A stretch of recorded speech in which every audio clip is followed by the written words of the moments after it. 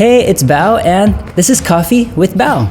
This is a series where I chat with people who are doing great stuff in business, music, entertainment, pop culture, and more. And specifically, I like to focus on the topics of their cultural identity, their creative process, and their personal growth. And since this is an early episode, I'd really love your feedback on what's working and what needs work. So contact me at coffeewithbao.com or leave a comment wherever you're viewing this. Okay, you ready to meet our guest today? Today I'm hanging out with a fellow Vietnamese refugee. He's a comic book artist, illustrator, author, and a dedicated chicken dad. He's got a new graphic novel called The Magic Fish, published by Random House Graphic. So here is my very talented new friend, Trung Le Nguyen. Hey Trung. Hi Bao, how's it going? It's going very well. I really appreciate you making time to have this conversation with me. And I heard that in Minnesota, where you're calling in from, is like 30 degrees Fahrenheit. And I want to know, how the heck do you live? I personally enjoy it quite a lot. I like the cold. Man, that's crazy coming from a Southeast Asian. So both of us have something in common, which is that we spent a little time in a refugee camp in the Philippines. I wasn't born there, but I read that you actually were born there before coming to the US. Can you tell us a little bit about how your family was able to come to the US and why you ended up in Minnesota? Sure, yeah. I don't know too many of the specifics, but I know that I was born in kind of around Palawan in the Philippines in a refugee camp. And my parents were boat people who immigrated in the 80s. I was born in the Philippines, and then we, I think, got a green card lottery. I think we won a green card lottery, and our sponsors lived in Minnesota, and so they moved here. Every time I hear about anybody's journey from Vietnam to the US, I'm like, wow, you guys went through so much. Looking through your work, your new book, I realized that language is such a huge part of you and your work as well. And I was wondering, what were some things that your family did to learn English but also preserve Vietnamese as you were growing up? A lot of it was through book reading. My parents somehow got a bunch of Vietnamese language books for me, and they were kind of instructional books for children that they would use in classrooms. And so we would read Vietnamese that way. I also wound up listening to a lot of cassette tape recordings of Vietnamese Catholic choir music for some reason as a kid. But at home, I think we spoke almost exclusively Vietnamese until I was in middle school, and then we started speaking kind of a combination. That's interesting. I think we have a really similar relationship with the Vietnamese language because, I learned Vietnamese, or I learned English from Cheerios commercials and G.I. Joe and stuff. But we always spoke Vietnamese at home, and I'm super grateful for that because now I can kind of feel like I have at least the ability to go to Vietnam and talk to people and just kind of remember where my roots are. This is something I wanted to ask you about because you go by Trung, and recently in my 30s, I've been feeling a lot more comfortable about introducing myself as Bao with the Vietnamese accent. Mm-hmm. And I'm curious about your experience with the phonetics, the pronunciation of your name, and just kind of simplifying it so that, conversations go easier. Oh, sure. Yeah. So the Midwest is fairly homogenous in a lot of spaces, and my parents sent me and my little brother to parochial school. So we went to spaces that were predominantly very, very white. And so a lot of the ways that we kind of interfaced with people were kind of to sort of make sure that our names were kind of more accessible. And so I anglicize my name all of the time. And I find that my name is awkward for English speakers to say. So my full name is Nguyen Le Trung. My married name is now Trung Le Nguyen. And so it's a mouthful. And I find that whenever I ask people to pronounce my name as it is in Vietnamese, they can't say it. They're like, how do you make those sounds? And it's a monosyllabic language, so it's really hard to just get people to be like, you move your mouth like this. So my Vietnamese name is Trung, but I ask people to call me Trung because it's just I can't deal with you butchering my name all the time. Yeah, I think at some point it's a lot more about just streamlining the interaction because it could be such a distraction to try to correct people and teach people on the spot. So in Minnesota, you were born and raised there. You went to school for art, and I did not actually. I did not go to art school. Oh, really? I did study studio art. I studied oil painting, but I went to a liberal arts university. I was like trying to do the responsible thing and not go to art school because they wouldn't give me a scholarship. So I just went with the place that gave me the most money to go there. I see. I got it. What did your parents think about you pursuing the arts? As a first generation immigrant, that's not super common. Well, I mean, it was a compromise because they wanted me to do something really practical. And I was like, well, I only like the humanities. I don't like the sciences and I really don't like anything especially practical. And so I convinced them that, if I at least, got really good grades and was a really good writer, I could become an art historian. And so I majored in studio art and then I minored in art history when I was in college. So yeah, that definitely came in handy, huh? All that writing and history and stuff. Just from reading your book, it's just so intelligent and so well expertly crafted. You can tell it was done by an artist who has a lot of experience writing as well. So we'll talk about your book in a second, but man, I'm just so stoked on it. So I keep mentioning it. Was comics something you actively pursued, or did that just kind of fall in your lap after school? Oh man, that fell into my lap because I grew up reading a lot of comics. I've always loved comics as a kid. And I drew comics off and on when I was in middle school and high school, but I didn't really think of it as like a job that you could have. It was not anywhere on my radar. I just kept making it kind of as a hobby. And I thought I would do more practical things and have an adult job. And then when I graduated, I kind of fell into comics on accident, mostly because I was on track to pursue art history and do I wanted to work in galleries and museums and I wanted to do that kind of egg-headed stuff. And so I got an internship at the Minnesota Historical Society in the summer of 2011, but the government shut down that summer too, due to some kind of budgetary issues that they couldn't compromise on. And so the government shut down. I was an intern, so I was non-essential personnel and I lost my internship. So I was like, okay, well that window has closed for me. I have to find other things to do. So I just kept making comics and putting them on the internet. And eventually somebody noticed. Yeah, it's so great. You've had some work in projects for Boom Studios, DC Comics, Image Comics. These are really great names. And there was a little bit of a hustle until you got this book. And later on in the conversation, I'd love to find out a little bit more about that hustle, if you of hustle. And then after doing all this, you get an agent and this book deal, which must have changed your life. I'm curious if you could give the audience a little elevator pitch of The Magic Fish, your new graphic novel. Sure. Okay. So The Magic Fish is a story about a young boy and his mother who are Vietnamese American immigrants, and they are trying to navigate American life. And the boy, his name is Thien, and he is discovering that he's gay and he's trying to come out to his mother, but he's having a little bit of trouble navigating the language around it and trying to figure out when is an appropriate time to tell his mother, who is going through a lot of her own personal issues as well, and the ways that they go about kind of conveying that they care about each other and are listening to each other, even though they don't speak the same language all the time, is through reading fairy tales to each other. And so it's a story within a story structure, and there are 3 different fairy tales that are sort of compared. That's awesome. I'm going to show the audience an image of your book. You guys, I cried 5 times reading this thing. Trung Le Nguyen's book is called The Magic Fish. It came out in October, published by Random House Graphic, and it's available everywhere you find books and ebooks. Recently, the New York Public Library put The Magic Fish on its best books of 2020. And you can find Trung and his other projects at trungles.com. That's TRUNGLES.com. Trung, seriously, it's supposed to be a kid's book, right? And it's just, the concepts in there are, you can tell that you're not taking children's ability to grasp tough concepts for granted. And I really reading that. I really appreciated it. And it's just a regular, really great story that just happens to be about a young person. Is that something that you've always been kind of working in, for younger audiences?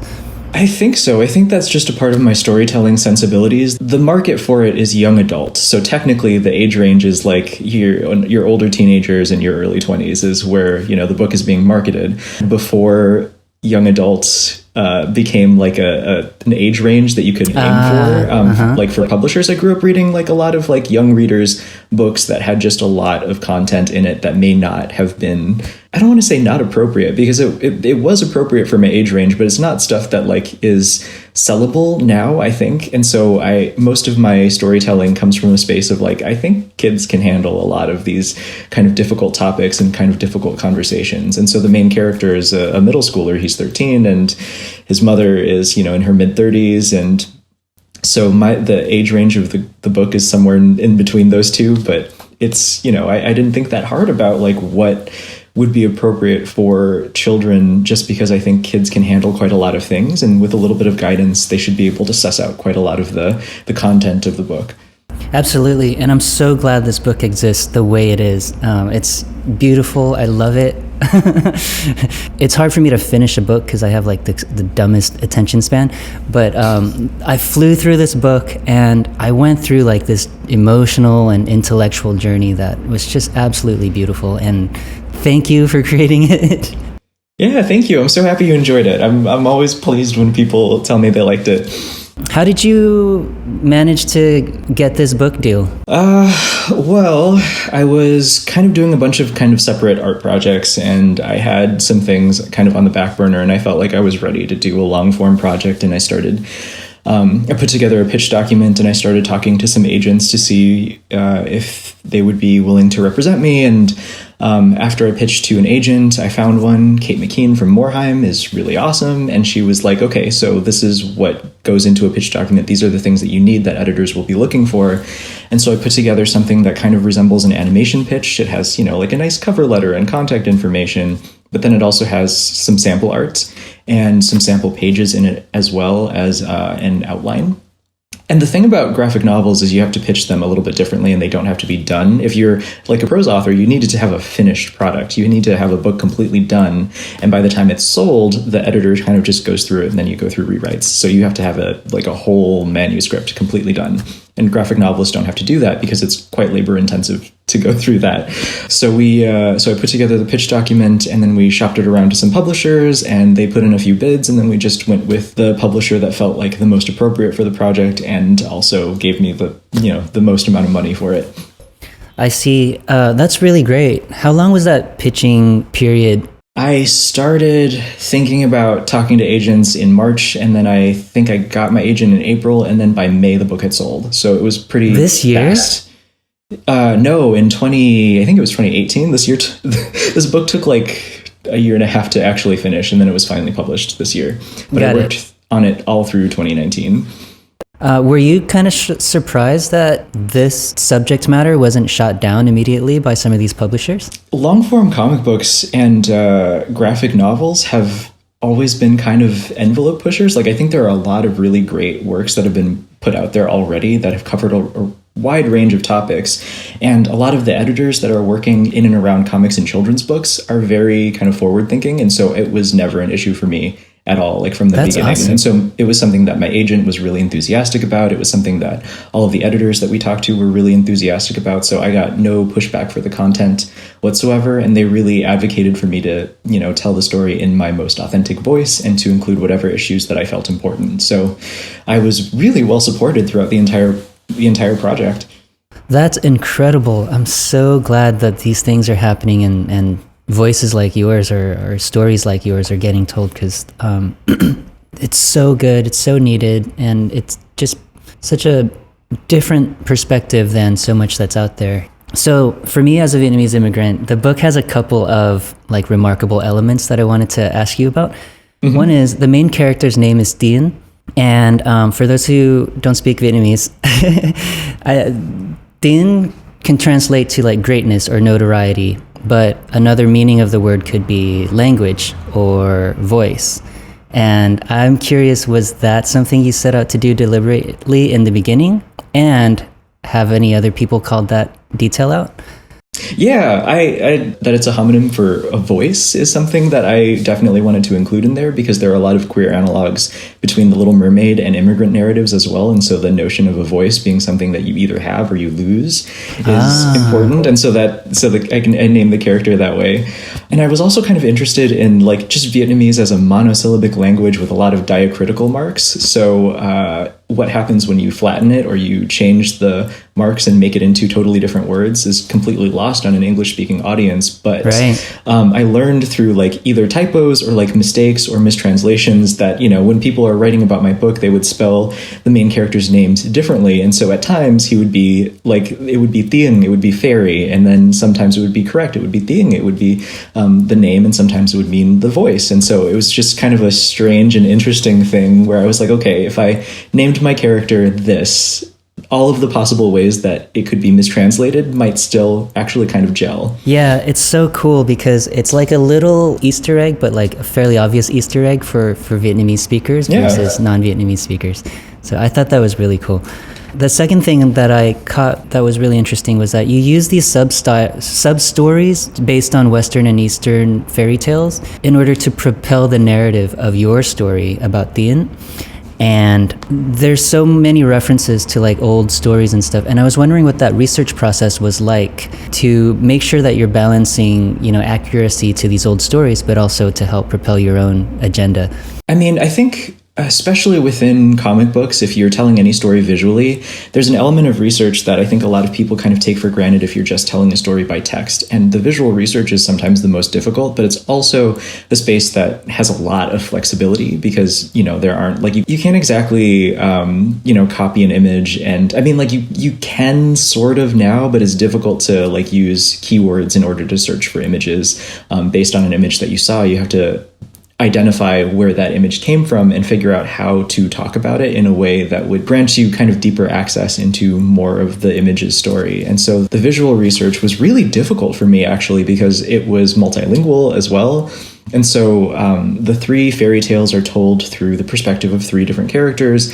And one of the things that I prioritized in this book was figuring out what a person's imagination looks like, because everyone goes through the world with a totally different set of experiences. We watch different films, we read different books, we see different things. And so we have different points of access for images. And so the first story being a Western fairy tale told through the lens of a 13-year-old, I did a lot of research into why do princess dresses look the way that they do in the American popular imagination. And, you know, I had to learn about like what happened post-war after World War II and how that affected the way that clothing was made and ready-to-wear clothing was made, and what that meant for couture houses and how different silhouettes changed based on the amount of available fabric there was now that, you know, it was no longer being rationed for the war effort. And so there was a lot of that going into there and kind of picking apart the Disneyfied version of what a princess is and figuring out how to communicate that was really rewarding. I think the most challenging part for me though was figuring out how to tell the Vietnamese Cinderella, how to tell Tam Cam visually, because a lot of the visual aspects of that are kind of like very, very ancient. And I realized that I didn't have any access to information about what really old Vietnamese clothing looked like. And the history of Vietnam as a country is very muddled as well. There are a lot of different periods of occupying forces and a lot of different cultural influences coming in and out. And so Vietnamese as a culture is just it's a bit of an amalgamation to begin with. And so finding the source material was really difficult for me. And so that's kind of why I wound up telling the story through the lens of like an older woman who is related to Thien. It's, you know, his great aunt. And so she tells the story, and she's a woman who would have grown up in the 1930s and 40s and 50s in Vietnam. And so I tried to imagine what her visual imagination looked like. And so I ended up learning a lot about the relationship between Vietnam and France and how that affected the way that the ao dai is cut and how that came to be the national dress. It's just an incredibly, like, it's such a specific and very deep rabbit hole to run down into, but it was such a rewarding process to look into that and figure stuff out about where I came from. Yeah, absolutely. And it totally, it adds so much to your book that, you know, the way that you drew everything, and you can tell that there's a deep understanding of this stuff. I actually feel like you could probably go and give a lecture on that research that you did for this book. In the book, I have a page where it really clicked to me because you use color to separate the various stories in the book, the sub-stories. Mm-hmm. And each story is separated by a different color with various tones. And I wish I could show a better version of this book, but on page 28, it's kind of the page where it finally clicked with me that you can intercut all of these various stories into each other, not even like big chunks at a time, but like tiny scenes as well. I guess that's a long setup to kind of just ask you why and how you chose to do color like that, because it's a unique approach and it worked out so well. Yeah, it was mostly a practical consideration. I wanted readers to be able to figure out which story universe they were in. Like, I wanted to have visual cues for the past and imaginary stories and the present, like real life, real time in the book. And so that was mostly that. And I wanted to be able to intercut each of the pages with segments of all three of those things, because I needed to convey that the past is something that you carry with you in your present, and your imagination is something that you carry with you in your present as well. And so sometimes all of those moments kind of happen and converge on the same page, which I thought was really fun. Yeah, it's so smart and it's executed so well. And I just want to show that image again so you guys can see the Magic Fish book cover by Trung Le Nguyen, and you can find it at trungles.com. Wanted to spend most of this conversation talking about you as a human being because I know your book is going to get covered by like a ton of other media, and this is a great chance for me to just learn more about you as a person. You said that when someone tells a story, it's a little bit like they're telling on themselves a little bit, because every story has a part of you in it, right? Like your interpretation of a story. Your book is about a young boy who has to tell his parents that he's gay. And, immediately that makes me want to understand or want to find out a little more about your conversation with your parents about that topic. Sure. That was an accident. I mean, I kind of came out to my parents by accident. I was in high school. I was about 16 or 17 years old. I had written an essay for, I think, my religion class of all things, because I went to Catholic school, and my teacher really liked my kind of like reflection about kind of my sexual orientation and the ways that I kind of navigate my school based on, how I understand other people's ideologies. And I was young, and so I had it was a pretty watered down essay, I think, but then, he gave me an A because he was like, well, this was very thoughtful. And my mom saw it around the house and she was like, well, this must have been a really good read because it got a really high mark. And so she read it, and we wound up having a conversation about it later that night. And I think my parents' ideology for me is very difficult to kind of parse out because they don't have an American political context, and they kind of fall under a lot of like the any ethnic group in the United States that kind of had to either escape or move away because of kind of falling out from the Cold War and communism, all kind of have a similar fealty to the American right wing a little bit. And so it was difficult for me to figure out how my parents were going to feel about my sexual orientation, because they don't have a strong cultural connection to like American conservatism, but they do have a lot of like, I guess, ideological markers that they look for, but culturally they're not very connected to it at all. And so I couldn't figure out what my parents were going to say about it. And so I just thought I would avoid it until after college. And then I would just, live my own life and not have to worry about it quite as much because they can't do anything. But they actually received it very well. Their priorities were all very practical because my mom also wasn't sure what my dad was going to say. And my dad is like, he's kind of an action hero. Like, he was a prize fighter when he was in Vietnam, and he's like a very tough, like kind of man's man. And so what wound up happening after I told my mom was, she was like, well, we should tell your dad now because he does deserve to know if I know, and I'm not going to keep a secret from him. So my dad is like on his way home, and I think she sends him a text message like, hey, we need to have a conversation about our kids. And that made me super nervous. And I was like, oh my God, I don't know what's going to happen. I don't know what they're going to say. But I felt like, okay, because my mom was going to be there and my little brother caught wind of it, and he was like, hey, I'm going to sit in on this conversation too, just in case it goes badly. And I was like, I was very heartened by that. And my dad came home and we sat him down and we had a conversation about it. And he didn't quite actually understand what we were talking about because, you know, we don't share a lot of like vocabulary between English and Vietnamese. And I know that there are a lot of new terms and words in Vietnamese to describe queerness now, but they didn't grow up with any of them. And so they didn't know how to interface with it. And so we had to kind of walk him through and explain what that meant. And his first reaction was fear because he realized that like he'd sent me to parochial school and he had like a lot like this particular conception of like what it meant to be a man in the world. And he already knew that like, okay, like I'm an Asian person, I'm an immigrant, like I already have a lot of things that kind of set me apart from my peers. And this additional thing, like I think he understood that it would potentially be a danger for me if I were to run into the wrong person at the wrong time.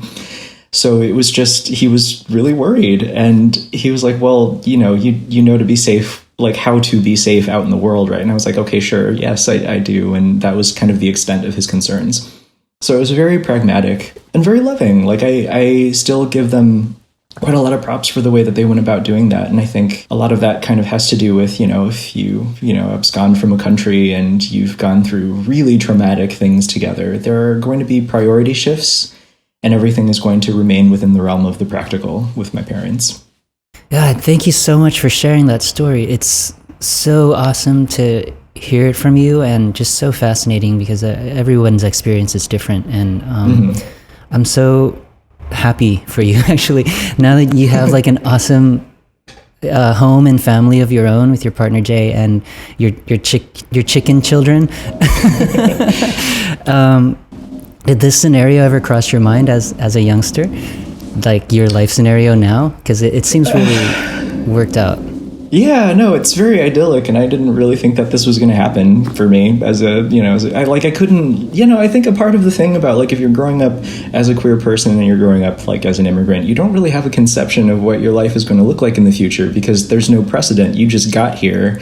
And also, like, if you're a gay person, a queer person growing up in the 90s, like, you don't have a lot of elders because a lot of them died during the AIDS epidemic. Like, a whole generation is just gone. And so a lot of the things that, you know, we picked up, like we had to seek out and we had to learn. And so it's just a very, like, I had no conception of what my future was going to look like. So this is all very, very fortunate. I'm incredibly lucky just as a person. Wow. Such a great story. Thank you for sharing that. Okay, so we talked about this long, 7 or 8 years of hustle between getting out of school and pitching your work around to eventually get this book. And I'm curious to know about what the life of an artist, like a visual artist, is like during those years where you did have to hustle and there's not really like a 9-to-5 for visual artists. No, I mean, I had a 9-to-5 job for many, many years. So I worked at a nonprofit organization for about 5 years. It provided services for families with autistic children and children with developmental disabilities. And so it was it was a desk job, and I worked in the office portion of it. And it was not my ideal situation because I believed in the work and I thought it was really important. And I met a lot of really wonderful people. But it was a job where I was working about an hour away from where I lived with my parents. You know, it snows here in Minnesota, and so an hour-long drive turns into 3 hours if snow hits the ground. And so I did this for a long time where I had this kind of just untenable commute. And so my workday was essentially 12 hours, even though it was like just a regular 8-hour day. And then I would have to commute home. Yeah. And then I would do my comic work. And so I ended up working somewhere between 60 to 75 hours a week to keep up with like my day job and to do art stuff on the side. And I had never considered that it was going to be like a real job. It was just something that I did to unwind, and it challenged me, and it, you know, felt really fulfilling. But after a while that was not good. I wore myself down pretty fast after 5 years of that schedule. And so getting a book deal was life-changing. That's so great. Like, what were some of the super hard times during that period? It was difficult because I was trying my very best to kind of do everything that I felt like I really wanted to do, but that also meant that I had to deprioritize a lot of the relationships that I was developing, and I kind of fell out of touch with a lot of my friends. Like, it was just a really difficult time as a person who like has always been very overcommitted all the way through, like ever since high school and college. I would just be doing a million different things, and suddenly all of my time is actually occupied, and I realized that I couldn't keep up with it. I burned out really hard. I guess that's a big learning for you, but is there anything that you would kind of recommend for people who are busting their ass right now to not only like pay rent and be a person in society, but also to like pursue whatever they're passionate about and whatever talent they have? Oh, I don't think you're going to like my response, but so I'm trying to be very pragmatic about it here. I was only able to do this like 60 to 75 hour work week because my parents were like, we know that you're working really hard. You don't need to like I contributed money to the household, but they were like, you don't have to pay anything that looks like rent. Just like help us with groceries every once in a while. And so I had a lot of monetary support from my parents in that I didn't have to pay rent. And I saved a lot of time because all of the like household chores were things that we all shared and we all did. And so I didn't have to, like, there were a lot of things that I just didn't have to worry about on a practical level. And I think that if you're an artist and you're struggling, sometimes you do have to make sacrifices to the effect of like, maybe this is not a tenable thing. I don't think it's realistic to expect everyone to, be able to work that many hours and then just be able to achieve all of their dreams. It's just not possible for a lot of people. And I don't want people to get it in their heads that, this is a thing that everyone can magically achieve, because, times are so strange and different now, and suddenly things are just not terribly affordable, and it's difficult to do things kind of just on your own if it's not something that's immediately marketable. I hope people understand that if it's not something that they're able to maintain, like it's not worth the sacrifice of like your literal life, like you have to take care of yourself first. Wow, man, that is like straight from the heart advice. Thank you. It's hard because I talk to a lot of young artists who are like, well, how do you do this? And I'm like, well, I had a lot of help. And, and not a lot of people have the resources that I did in, having supportive parents who are like immigrants. Like, that's oftentimes really rare. And they're also, pretty like financially very stable. And so they were able to help me out through my, my tough times. Yeah, I guess my advice for parents would be like, just support your kid. It's happiness. Because I'm so glad my mom has always been super supportive of me pursuing my creative work. There wasn't any point where I felt like, okay, I'm in danger of being rejected by my family for pursuing this stuff. And that just made so much of a difference for me, just having that support, even if it was just like a psychological, mental support. Mm-hmm. Yeah, it's so cool. Yeah, it makes a huge difference. So something that I find really inspiring about your work, especially in the Magic Fish, is it feels like you. It feels so true to your core beliefs and your past background and your current interests.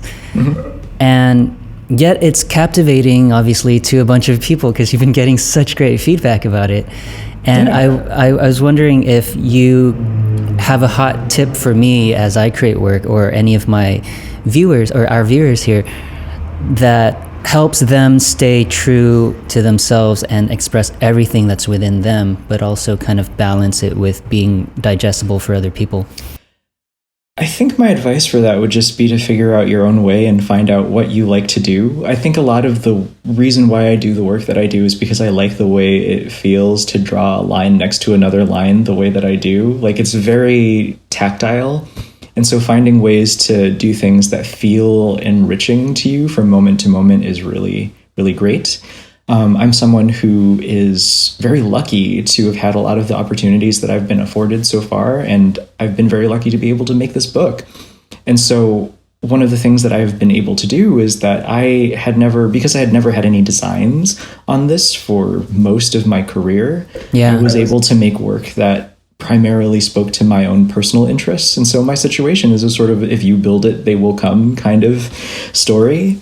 And I think that if you just make work that you're genuinely very passionate about, and you find people who are also passionate about the same thing, who share a lot of your interests or values, you'll be able to kind of build a network and a community, instead of thinking about it as an audience. Thinking about things that an audience will consume or what is saleable is not something that I've ever been able to do with any kind of effectiveness. And I kind of personally consider it to be not my job. There are people out there who, if you're working with a publisher, they'll figure out like what your audience is and who your work is appropriate for. But if you're making your work has to be appropriate for you. First and foremost, you're your first audience, and you are going to be your best and worst critic for the rest of your life. And nobody's going to have that relationship with your work but you. So make work for yourself first. Wise words, my brother. So now that you're working on some new books of yours, and you're using the success of this book to propel your next works, what's one thing personally or professionally that you're trying to develop? So I think working with a major publisher is a little bit of a different experience for me, because I have to develop skills that I didn't realize that I needed. And so I was like, okay, so I'm a good storyteller, I can draw and I can write. And I thought that was everything that you needed to do. But apparently you also, especially now, you have to be pretty good at talking about yourself and your work. And you have to be articulate, and you have to learn how to edit a video every once in a while. And you have to learn how to, be not obnoxious on the internet. Like, there's a lot of small things that kind of becomes a part of the engine of your professionalism on the internet that I didn't realize that I needed until just now. And so I had to, make some adjustments and change some behaviors and some habits. So yeah, it's a slightly different job than I imagined it would be. Wow, that's so cool. That's really great. So Trung, your book is beautiful. I hope everybody goes and picks it up. Thank you so much for just sharing this conversation with me and your story with everyone watching. And I can't recommend The Magic Fish enough. Okay, guys, so you can find Trung at trungles.com. His new book is called The Magic Fish. It's published by Random House Graphic. And I was wondering if you had anything else to share with the audience before the end of the conversation. Stay safe. Stay inside. Wear a mask. Stay apart from people. Yeah, totally. We're still in the heat of this pandemic at the craziest time right now, and these conversations mean so much to me because we get to learn about each other and interface in this really nice way. And so appreciate your time. Don't hang up. I'm going to give a little outro, and then I'll come back and say a proper farewell to you. All right? Okay. Thank you, Trung. You guys, that was such an awesome conversation, and I'm so happy that we got to share that with you. Also, thank you so much for supporting this show and sending me feedback and leaving me comments and stuff. I really appreciate that. If you can financially support me in creating all this content, you can do so at coffeewithbao.com. There's a big blue button that says support, and I super appreciate everybody who hits me up for any reason, actually. And I think that's it. Have a safe weekend, and it's pandemic city right now, so please stay safe, and we'll see you next time on Coffee with Bao.